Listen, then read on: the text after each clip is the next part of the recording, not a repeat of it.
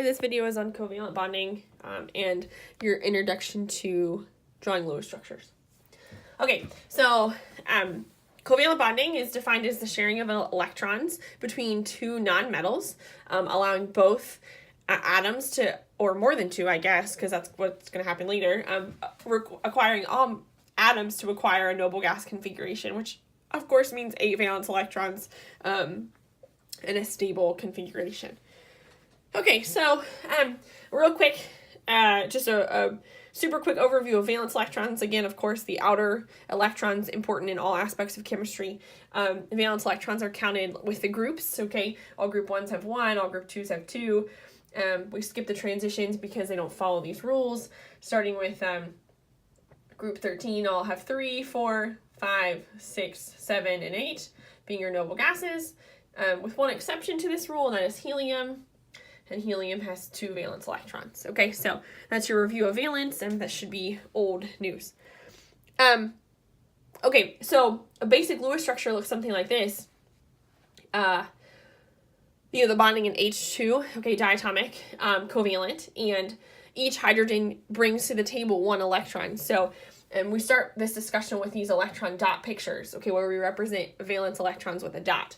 And so we bring this 1 hydrogen close to this hydrogen who has 1 valence electron. Okay, those electrons are shared between those 2 atoms, and it results in each hydrogen having access to both electrons. So leftmost hydrogen has access to 2, and rightmost hydrogen has access to 2. Now, of course, that's not 8, but hydrogen is the exception in this case, because if hydrogen can have access to 2 electrons, then that is helium's configuration, who is, of course, a noble gas.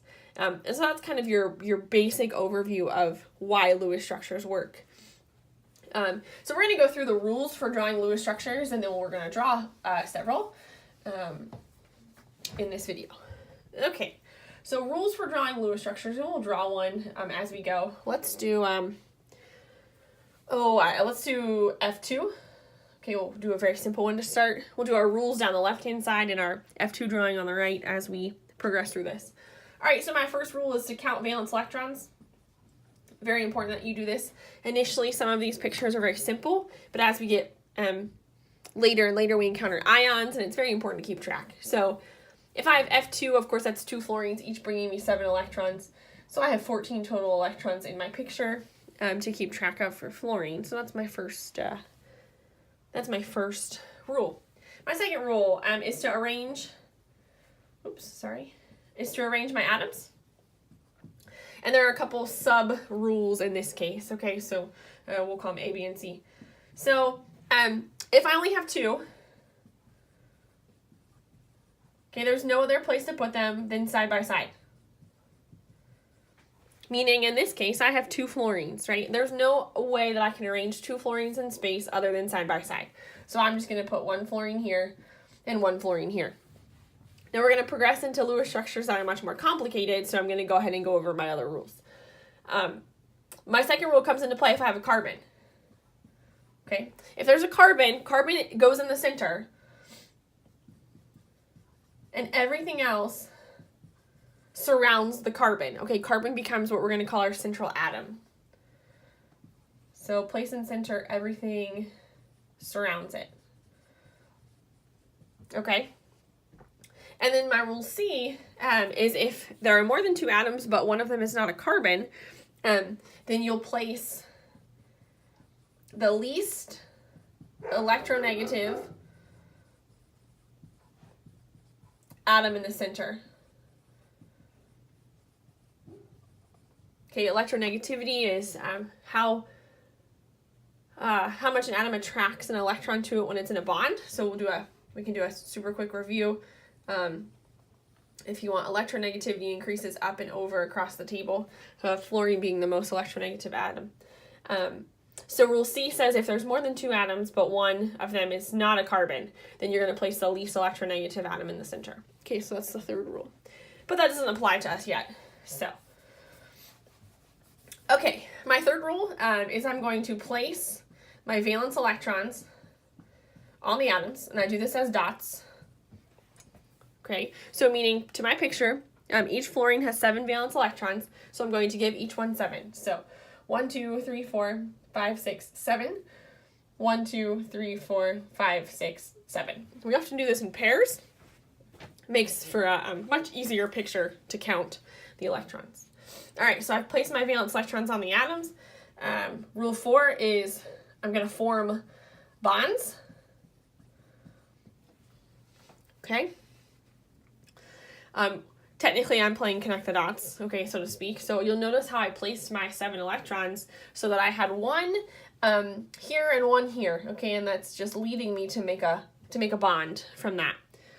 So I have now connected my 2 fluorines together, and my 5th rule is I'm going to count and check, and I'm checking for 2 things. 1, total valence, and 2, is the octet rule satisfied for all my atoms. Okay, you need to do this every time to ensure that all of your pictures work out. So in my picture, total valence, I should have 14, 2, 4, 6. There's 2 in the bond. That's 8, 10, 12, 14. Matches my 14, so my total valence electron works out. And the octet rule, meaning both fluorines need to have access to 8. This fluorine has 2, 4, 6 to himself, plus 2 in the bond, that's 8. Same thing with this guy, 2, 4, 6, and 2 in the bond is 8. So my total valence electrons check, my octet rule checks, and this is my picture for F2. Okay, this is called a Lewis structure. And basically it's a 2-dimensional model of the bonding in F2. Okay, so those are your rules. There are 3 practice ones. We're going to go ahead and do them together, and then we'll do the last section of notes, and that'll be it. Or if you would like to test yourself, you may pause the video and then come back and watch. All right, the 3 I'm asking you to do are H2O, NH3, and NH4 plus. Okay, so starting by counting total valence, H2O, each hydrogen brings me 2. Each hydrogen brings me 1, so I have 2, plus 6 from O gives me 8 total valence electrons. I have 3 atoms, so I need a central atom. It's got to be O because hydrogen's never going to be in the center. It would form too many bonds. So O in the center, my H is kind of surrounding it, and then I place my valence electrons, 1 on each hydrogen, 6 on oxygen. You'll notice I'm smart about my electron placement so that I can now form my bonds. Everything's connected, and I'm checking 2 things. Total valence electrons, 2, 4, 6, 8 matches my number. And does everyone have an octet? Oxygen most definitely does, 2, 4 to himself, plus 2, 4 in the bonds. And hydrogen has access to 2, and hydrogen has access to 2, which is hydrogen's magic number. So there is the Lewis structure for water. NH3, valence electron count, N brings me 5, plus each H brings me 1, that's a total of 8. Okay, again, H cannot be my central atom, so N will be. And my H's will surround my nitrogen, something like this. Okay, you could have had one up top, doesn't matter. Place your electrons, 5 on nitrogen, 1 on each hydrogen. Again, notice my placement of the electrons. Connect the dots to form bonds, covalent bonds at that. Check my octet. Check my valence, 2, 4, 6, 8. It works. Nitrogen has an octet, 2, 4, 6, 8, and each hydrogen has access to 2. This is the Lewis structure for NH3. All right, a little bit of a different one here because it's an ion, NH4 plus. N brings me 5, plus each H brings me 4. That's 9. Okay, that number should make you cringe because it's odd. But this is an ion, and it's a positive ion, which means it has lost an electron. So my picture will not have 9 electrons. It will have 8. N once again in the center, my 4 H's surrounding. Okay, 1, 2, 3, 4 on each H. 1, 2, 3, 4, 5 on nitrogen. Bond. Okay, and you'll notice that oddball electron hanging out on nitrogen until you remember that we have forgotten to remove an electron. We have to remove one. There it is. I'm physically going to erase it. And this is my Lewis structure for NH4 plus. Now the only challenge here is that you have to tell your reader that you took away an electron. So you put this ion in brackets with a positive 1 charge out to the side. and that is the Lewis structure for NH4+.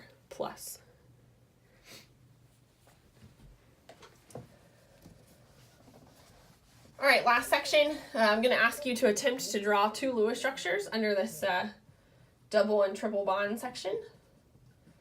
And those Lewis structures are O2 and N2. So take a moment, pause the video, attempt to draw me a Lewis structure for these 2 diatomics, and then I will draw them for you in just a minute. All right, if I go to draw O2, I have 2 oxygens, so that's 2 sixes, 12 electrons, only 2 things side by side. 1, 2, 3, 4, 5, 6. 1, 2, 3, 4, 5, 6 for my bond. Okay, and if I do an electron count, oxygen has 1, 2, 3, 4, 5, and 6, 7 in the bond. Same with the other oxygen. Okay, so that's not an octet. I can't leave it. I have some students who are very inclined to do this. Okay, so while that would solve my problem, look what it does to my total electron count. 2, 4, 6, 8, 10, 12, 14. It gives me 14 and not 12. That's an illegal move here, so I cannot do that.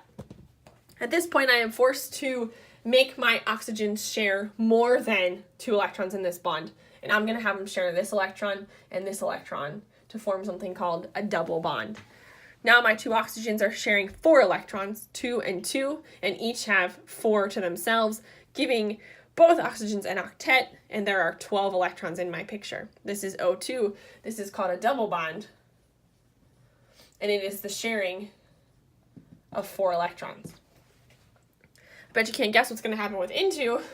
2 nitrogens, each bringing me 5, give me a total of 10 electrons, side by side, 5 on each nitrogen.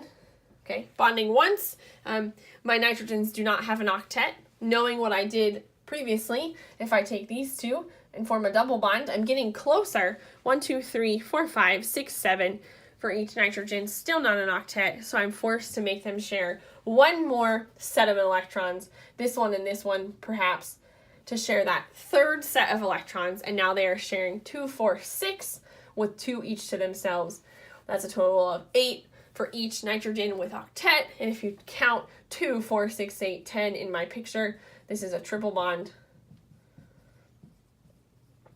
and it is the sharing of 6 electrons. And that is your introduction to Lewis structures.